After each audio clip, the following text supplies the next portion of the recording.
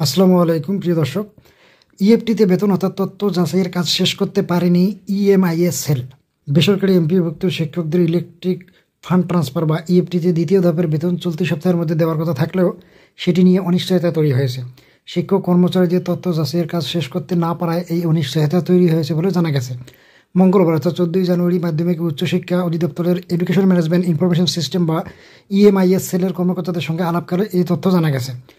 EMIS সেলের কর্মকর্তা জানিয়েছে, নির্বাচন অফিস থেকে শিক্ষকদের ভোটার আইডি কার্ডের তথ্য সংগ্রহ করা হয়েছে। ভোটার আইডিতে থাকা তথ্য ইএমআইএস সেলে থাকা শিক্ষকদের ডাটার সঙ্গে মিলিয়ে দেখা হচ্ছে। অনেক শিক্ষকদের বড় ধরনের ভুল রয়েছে, আবার অনেকের ছোট ছোট কিছু ভুল রয়েছে। তারা জানান, ছোট ছোট ভুল থাকলেও ইএফটির মাধ্যমে শিক্ষক কর্মচারীদের বেতন দেওয়ার অনানুষ্ঠানিক নির্দেশনা দেওয়া হয়েছে। তবে বড় ভুল থাকলে তারা ইএফটিতে বেতনের মেসেজ পাবেন না। ছোট ভুল থাকা তথ্যগুলো যাচাইয়ের কাজ চলছে। নাম অপ্রকাশিত রাখার শর্তে ইএমআইএস সেলের এক কর্মকর্তা দ্য ডেইলি ক্যাম্পাসকে জানান, আমরা চেষ্টা করছি আজকের অর্থাৎ মঙ্গলবারের মধ্যে তথ্য যাচাইয়ের কাজ শেষ করতে।